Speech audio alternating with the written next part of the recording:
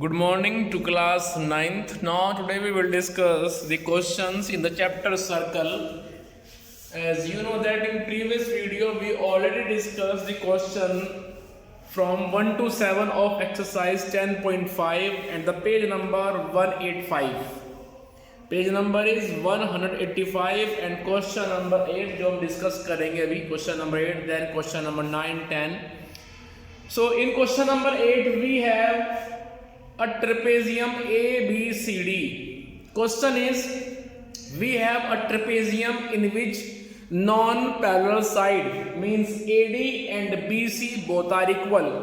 Then we have to prove that this trapezium ABCD is cyclic quadrilateral. हमें prove करना है कि ये ABCD cyclic quadrilateral है. तो हमारा मेन एम क्या होगा?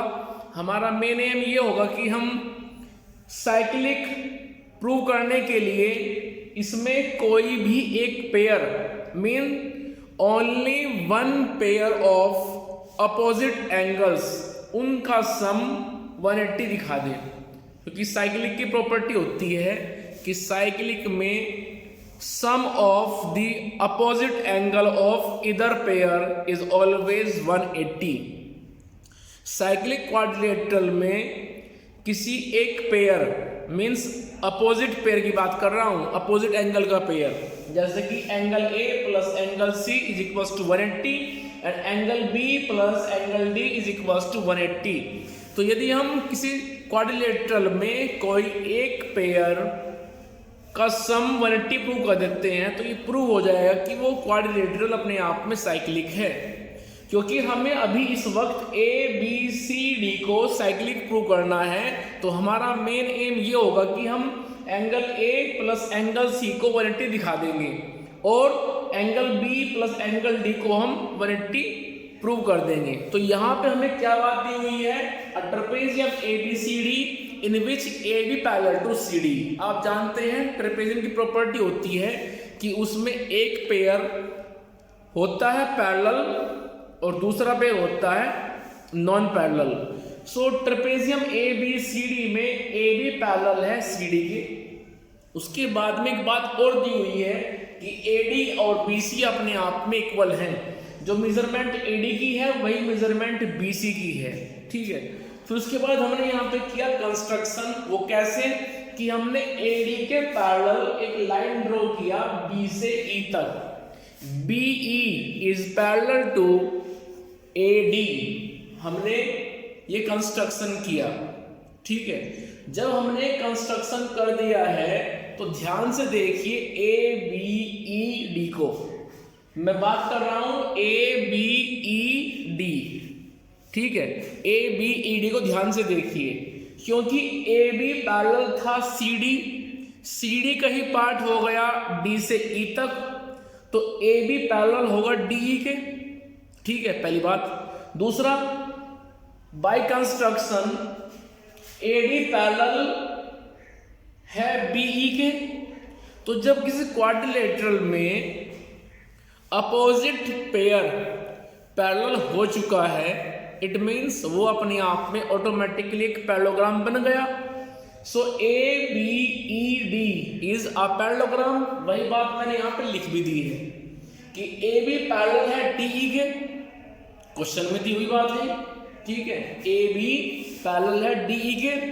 उसके बाद AD पैरेलल हो गया BE के बाय कंस्ट्रक्शन. उसके बाद ABED बन गया पैरेललोग्राम. पैरेललोग्राम बनते ही अब हम यहाँ पे एक बात लिख सकते हैं. वो क्या? आप जानते हैं कि पैरेललोग्राम में अपोजिट पेयर इक्वल होता है और पैरेलल भी होता है. इन parallelogram measurement of opposite side is always equal as well as parallel to each other. So if ABED is a parallelogram then AB is equals to DE, AD equals to BE. But जो AD आप अब BE के parallel बोल रहे हैं वो तो question पहले से ही दिया हुआ है कि AD पैरेलल है BC के. क्वेश्चन में दिया हुआ है कि AD BC के इक्वल है. लेकिन अब हम बोल रहे हैं कि AD तो BE के भी इक्वल हो गया है. इट मीन्स BEC ये बन गया अपने आप में आइसोसेलेस ट्रायंगल। क्लियर? तो वही बात मैंने यहाँ पे लिख भी दी है। ठीक है, सबसे पहले हमने क्या लिखा कि भाई ABED एक पैरेललोग्राम है। पैरेललोग्राम क्यों है? क्योंकि इसमें AB पैरेलल है ED के, फिर AD पैरेलल हो गया BE के। क्यों? By construction. उसके बाद जब ABED पैरेललोग्राम हो गया है तो हम यहाँ पे ये बात लिख सकते हैं कि पैरेललोग्राम में अपोजिट एंगल बराबर होते हैं। आप जानते होंगे इस बात को। पैरेललोग्राम में अपोजिट एंगल बराबर भी होते हैं। दूसरा, अपोजिट जो साइड्स होती हैं एक दूसरे के सामने वो अपने आप में इक्वल भी होती हैं, पैरेलल भी होती हैं। तो उस प्रॉपर्टी को हमने यहाँ पे यूज किया और फिर लिख दिया कि भाई AD is equals to BE। क्यों? क्योंकि अपोजिट साइड है पैरेललोग्राम की।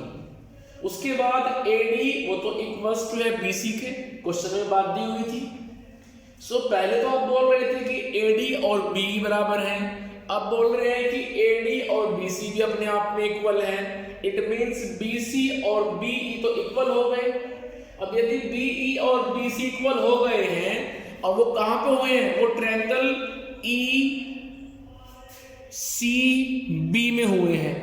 ठीक है, सो इन ट्रायंगल EBC BE और BC बराबर हो गए हैं। इट मींस जो एंगल C है, ध्यान से देखिए, ये एंगल C और एंगल 2 अपने आप में बराबर हो जाएंगे। ठीक है, एंगल C और एंगल 2 अपने आप में इक्वल हो जाएंगे। उधर एंगल A वो एंगल 1 के बराबर है। आप कहेंगे सर क्यों? क्योंकि एंगल A और एंगल 1 एक पैरेललोग्राम के अपोजिट एंगल है। तो angle A is equals to angle 1। Clear? अब ध्यान से देखो, ये जो एंगल 1 है और एंगल 2 है ये बना रहे हैं एक लीनियर पेयर। सो एंगल 1 और एंगल 2 का सम कितना होगा? 180 होगा। ठीक है, तो अभी हम क्या बोले कि एंगल 1 और एंगल 2 का सम 180 है। लेकिन जरा पास्ट में चलो पीछे, एंगल 1 को हम बराबर कह रहे थे किसके? एंगल A के। और एंगल 2 को हम बराबर कह रहे थे किसके? एंगल C के। तो यदि आप अब ये बोल रहे हैं कि एंगल 1 और एंगल 2 का सम 180 है तो ये बात तो ये इंप्लाइज करती है कि भाई एंगल A और एंगल C का सम 180 हुआ, क्योंकि एंगल 1 एंगल A के बराबर है, एंगल 2 एंगल C के बराबर है। और हम क्या लिख रहे हैं? हम लिख रहे हैं बाइलिनियर पेयर कि एंगल 1 और एंगल 2 का सम 180 है। तो भाई जब एंगल 1 और एंगल 2 का सम 180 हो चुका है तो एंगल 1 तो एंगल A के बराबर है, एंगल 2 एंगल C के बराबर है। इट मींस ये बात ये इंप्लाइज कर रही है कि एंगल A और एंगल C दोनों का सम 180 हो चुका है। लेकिन ध्यान से देखिए, एंगल A और एंगल C वो तो इस क्वाड्रिलेटरल में अपोजिट एंगल है। क्लियर?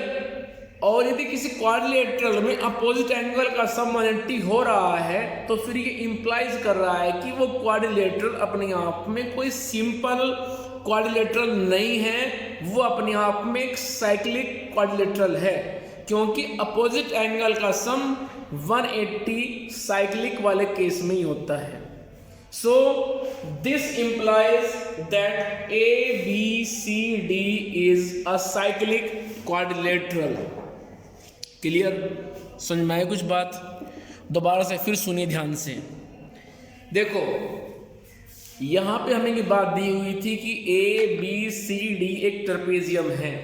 ट्रेपेजियम की प्रॉपर्टी होती है कि उसमें एक पेयर पैरेलल होता है और एक पेयर होता है नॉन पैरेलल। तो यहाँ पे AB वो पैरेलल है CD के।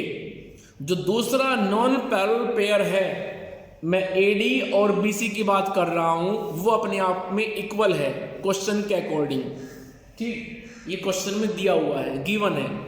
तो फिर हमने यहाँ पे कंस्ट्रक्शन किया। वो कंस्ट्रक्शन हमने ये किया कि हमने वर्टेक्स B से AD के पैरेलल एक लाइन ड्रॉ की which is BE। So BE is parallel to AD। Clear? अब ध्यान से देखो, BE AD के पैरेलल है बाय कंस्ट्रक्शन, AB DE के बराबर है क्वेश्चन में, सॉरी AB DE के पैरेलल है क्वेश्चन में, ये बात दी हुई है क्योंकि वो ट्रेपेजियम की साइड है। तो जब AB पैरेलल हो चुका है DE के, AD पैरेलल हो चुका है BE के by construction, so this implies ABED is a parallelogram. जब ABED पैरेललोग्राम हो गया है तो पैरेललोग्राम की प्रॉपर्टी होती है कि उसमें अपोजिट एंगल्स इक्वल होते हैं। ठीक है, अपोजिट साइड भी इक्वल होती हैं, पैरेलल भी होती हैं। तो यहाँ पे आप ध्यान से देखिए, पिक्चर में जहाँ पे एंगल 1 लिखा हुआ है ये एंगल A के बराबर हो गया। क्लियर?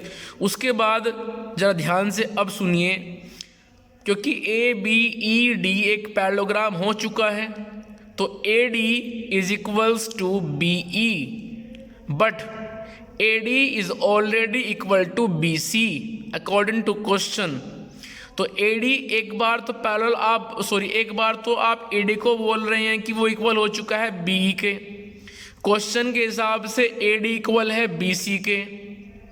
इट मीन्स BC और BE दोनों अपने आप में इक्वल हुए।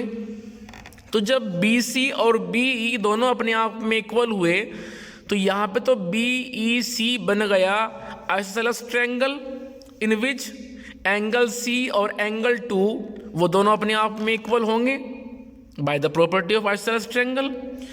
क्लियर? अब देखो, एंगल 1 हो चुका है एंगल A के बराबर, एंगल C हो चुका है एंगल 2 के बराबर, लेकिन by linear pair you can write that angle 1 plus angle 2 is equals to 180। लिख सकते हैं क्योंकि पॉइंट E पर बना हुआ है लीनियर पेयर। अब यदि आप लिख रहे हैं कि एंगल 1 और एंगल 2 दोनों का सम हो चुका है 180, angle A is equals to angle 1 is equals to angle A and angle 2 is equals to angle C। It means if you are writing that angle 1 plus angle 2 is equals to 180, then you are writing indirectly angle A plus angle C is equals to 180. And whenever in any quadrilateral the sum of opposite angles is 180, then this reflect or this indicate that quadrilateral is not a simple quadrilateral, that quadrilateral is a cyclic quadrilateral. So this implies ABCD is a cyclic quadrilateral. Clear? तो इस तरह से question number 8 complete हो गया है। जल्दी से लीजिए स्क्रीनशॉट, फिर आगे चलते हैं और डिस्कस करते हैं क्वेश्चन नंबर 9।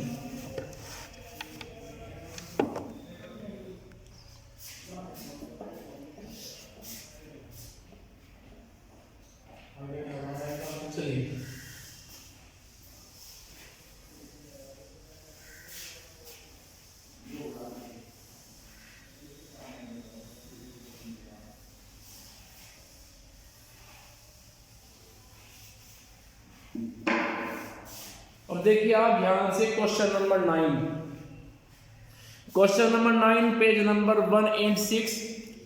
आप जल्दी से इसकी पिक्चर को देखते रहिए, फटाफट मैं इसको बता रहा हूं। ध्यान से देखिए, यहाँ पे हमें ये प्रूव करना है कि angle ACP is equals to angle QCD।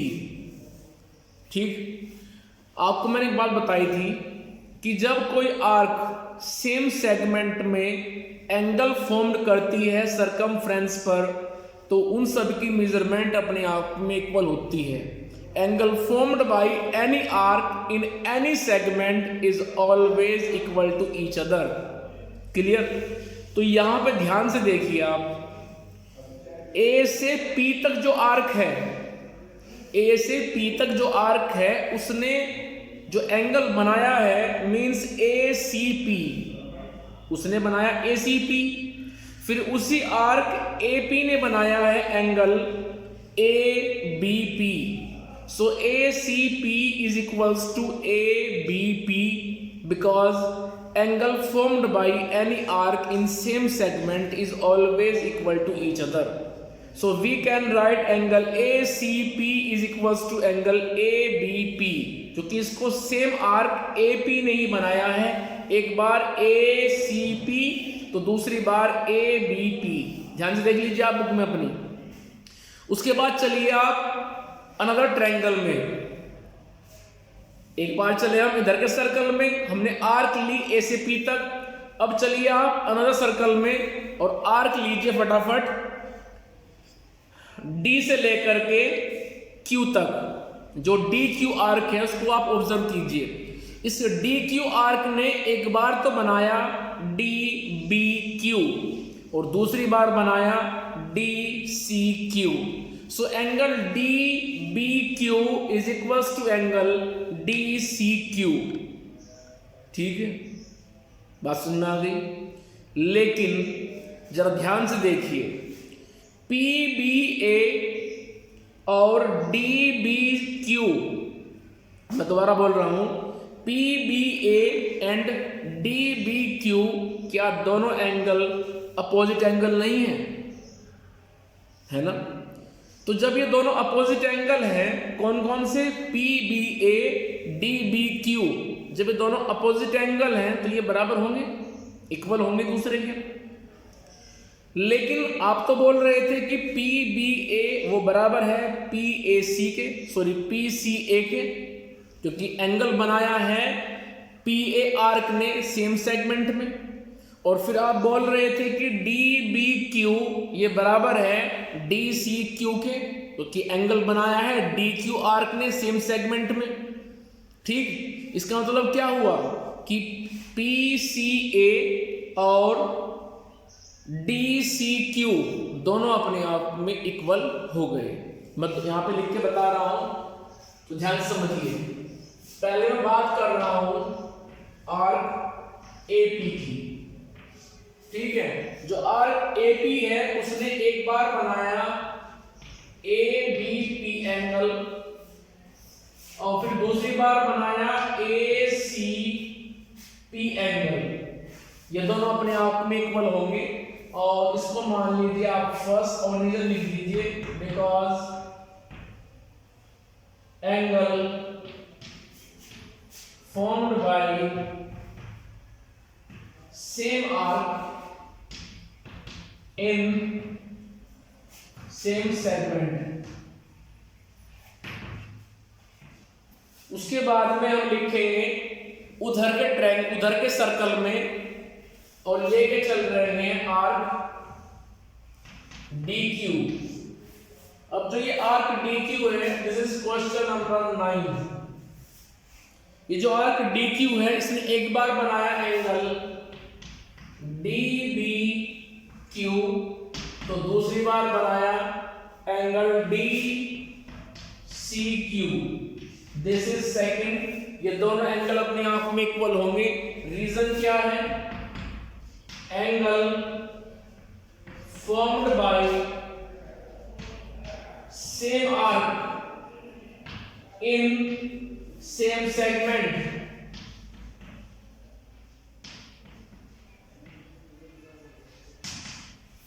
ठीक है, फिर आप लिखेंगे but angle ABP is equals to angle DBQ। ऐसा क्यों? क्योंकि वर्टिकली अपोजिट एंगल है। ठीक, अब देखो from the first second third, ABP वो इक्वल्स टू था ACP के, DBQ वो इक्वल्स टू था DCQ के, लेकिन ये दोनों अपने आप में इक्वल हो गए। तो जब फर्स्ट इक्वेशन और सेकंड इक्वेशन के लेफ्ट पार्ट इक्वल हो गए तो क्या उनके राइट पार्ट अपने आप में इक्वल नहीं होंगे? जैसे कि x इक्वल्स टू y, उसके बाद z equals to suppose p and x and z both are equal, तो क्या उधर के पार्ट अपने आप में इक्वल नहीं होंगे? So from the first, second and third we can write that angle ACP is equals to angle DCQ. So we have to write down in the last of the question from first, second, third. We have angle ACP is equals to angle DCQ, and this is our required answer. Clear? तो जल्दी से लीजिए screenshot, फिर आगे चलना है। जल्दी कीजिए, स्क्रीनशॉट ले लीजिए फटाफट क्वेश्चन नंबर 9 का, फिर आगे चलते हैं और डिस्कस करते हैं क्वेश्चन नंबर 10। जो कर चुके हैं ध्यान से सुने। Question number 10, a circle are drawn taking 2 sides of a triangle as a diameter. Actually में यहाँ पे क्या हुआ है, एक ट्रायंगल की 2 साइड को लेकर के 2 सर्कल बनाए गए हैं। दोनों सर्कल एक दूसरे को उस ट्रायंगल की 3rd साइड पर ही कट करेंगे। हमें ये बात प्रूव करनी है। ठीक है, दोबारा से फिर सुनिए। हमें यहाँ पे ये बात दी हुई है कि एक ट्रायंगल है, उस ट्रायंगल की दोनों साइड को लेकर के सर्कल बनाए गए हैं और वो सर्कल एक दूसरे को उस ट्रायंगल की 3rd साइड पर ही इंटरसेक्ट करेंगे। इस बात को प्रूव करना है, जो कि हम कर भी देंगे। 2-3 लाइन क्वेश्चन है केवल, तो जब आइए फटाफट।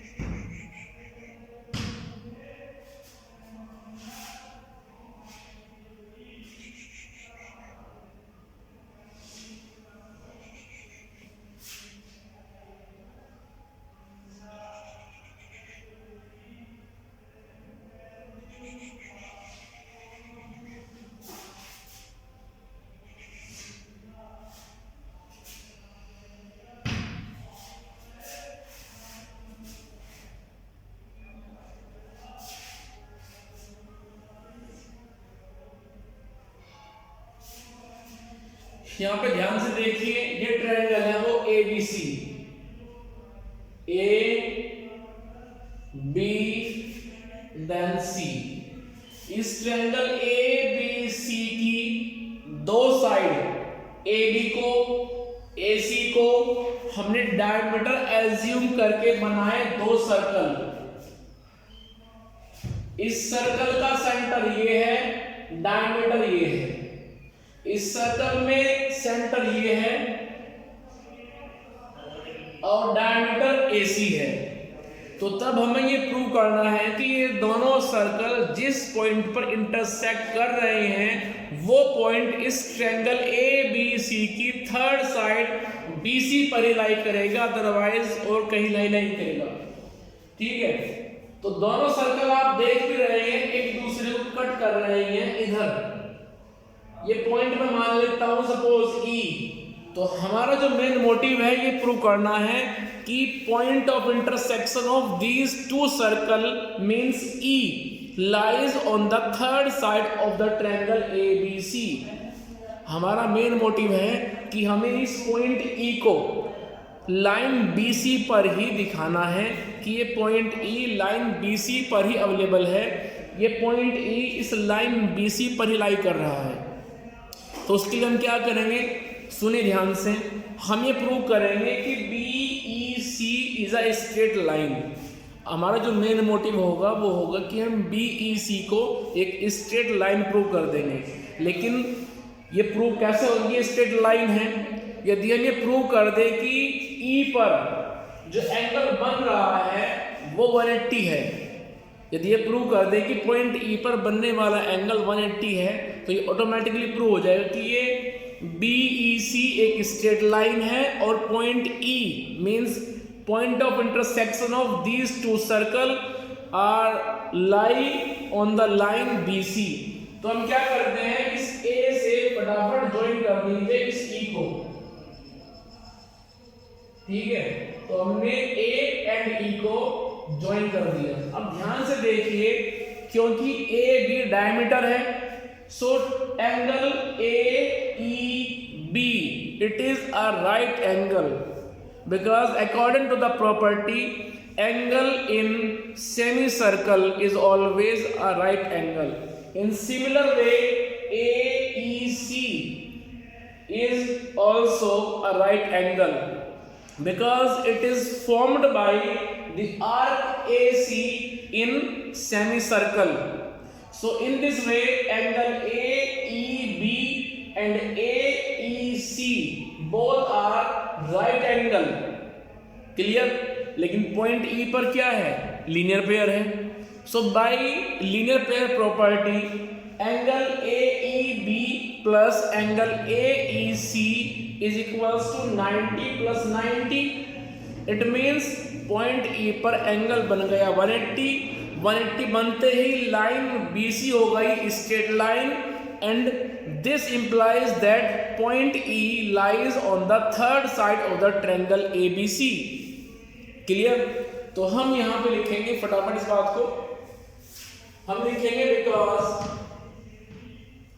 This is question number 10, because A B is a diameter, so this implies angle A E B is equals to 90 degree. क्योंकि ए बी अपने आप में डायमीटर है, इस आर्क में इस सेमी सर्कल में एंगल जनरेट किया है A E B, so it will be right angle. उसके सामने लिख देंगे because angle in semi circle is equal to 90। Angle जो बनता है सेमी सर्कल में वो हमेशा 90 होता है, ठीक है। चलिए आगे फिर लिखेंगे because A C is also a diameter. A C अपने आप में डायमीटर है, so this implies angle ACE is equals to right angle। लिखेंगे फिर इसका reason, because angle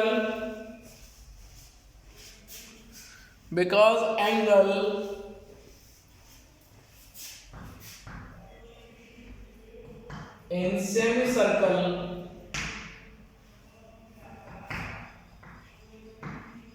is always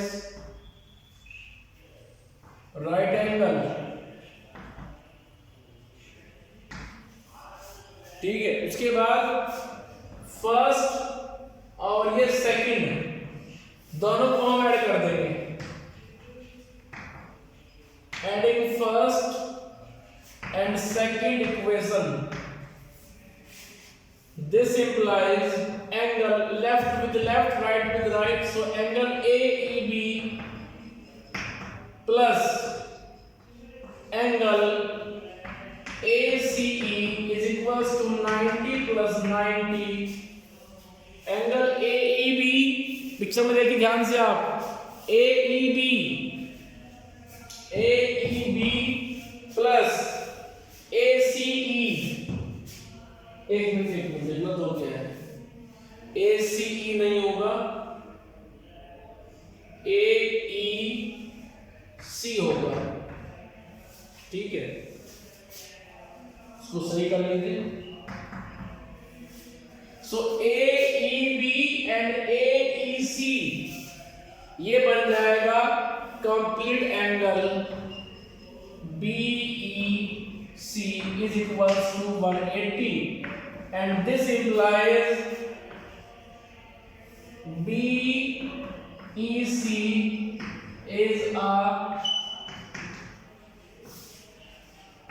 straight line. This implies point E lies on the third side of triangle ABC, और हमारा यही मेन मोटिव था। ठीक है, समझ में आएगी बात। यहां पे BEC को आप BC लिख लीजिए। ठीक है, क्लियर। मैं दोबारा से फिर बता देता हूं उसको। यहाँ पे ट्रायंगल एक ABC हम लेके चले थे। ट्रायंगल ABC की दो साइड AB और AC को डायमीटर एज्यूम करते हुए हमने दो सर्कल बनाए। वो दोनों सर्कल एक दूसरे को पॉइंट E पर काट रहे हैं। तो हमें प्रूव करना है कि ये पॉइंट E इस ट्रायंगल ABC की थर्ड साइड BC पर लाई करता है। ये हमारा मेन मोटिव है। तो यदि हमें दिखाना है कि पॉइंट E इस BC पर लाई करता है, तो हमें पॉइंट E पर बनने वाला लीनियर पेयर AEB और AEC इन दोनों का सम 180 दिखाना होगा। तो उसके लिए हमने यहाँ पे हेल्प ली। कैसे? हमने कहा कि भाई जब AB डायमीटर है और AB के दोनों एंड पॉइंट ही A और B ही जाके पॉइंट E पर मिल रहे हैं, सो ये एंगल हो गया सेमी सर्कल में। इट मीन्स AEB हो गया राइट एंगल। सिमिलर वे में AC अनदर सर्कल में ध्यान से देखिए आप, AC डायमीटर है तो AC डायमीटर के दोनों एंड पॉइंट A और C जाके मिल रहे हैं पॉइंट E पर। इट मीन्स AEC भी राइट एंगल हो गया। ठीक है, तो AEB वो भी 90 है, AEC वो भी 90 है। दोनों को हमने ऐड कर दिया। ऐड करने के बाद हमें कंप्लीट एंगल मिल गया BEC, यानी कि जो पॉइंट E पर एंगल बन रहा है वो हो चुका है 180। इतना कहते ही हमारा काम हो जाएगा, क्योंकि ये प्रूव करता है कि BC अपने आप में एक स्ट्रेट लाइन है। B से लेकर के C तक वो स्ट्रेट जा रही है। इट मीन्स पॉइंट E उसी लाइन पर लाई कर रहा है। और पॉइंट E क्या है? दोनों सर्कल का पॉइंट ऑफ इंटरसेक्शन है। इट मीन्स जब एक ट्रायंगल की दो साइड को डायमीटर एज्यूम करके हम सर्कल बनाते हैं, तो वो सर्कल एक दूसरे को उस ट्रायंगल की थर्ड साइड पर ही इंटरसेक्ट करते हैं। ठीक है, ये बात ऑटोमेटिकली बाद में प्रूव हो गई। तो इसको आप अपने नोटबुक में लिखेंगे। यहाँ पे 2 क्वेश्चन रह गए हैं, उनको आप ट्राई करें। यदि नहीं होते हैं तो मुझे बताएं, उसको मैं डिस्कस करूँगा नेक्स्ट वीडियो में। और हम स्टार्ट करेंगे नेक्स्ट वीडियो में नेक्स्ट चैप्टर। ठीक है।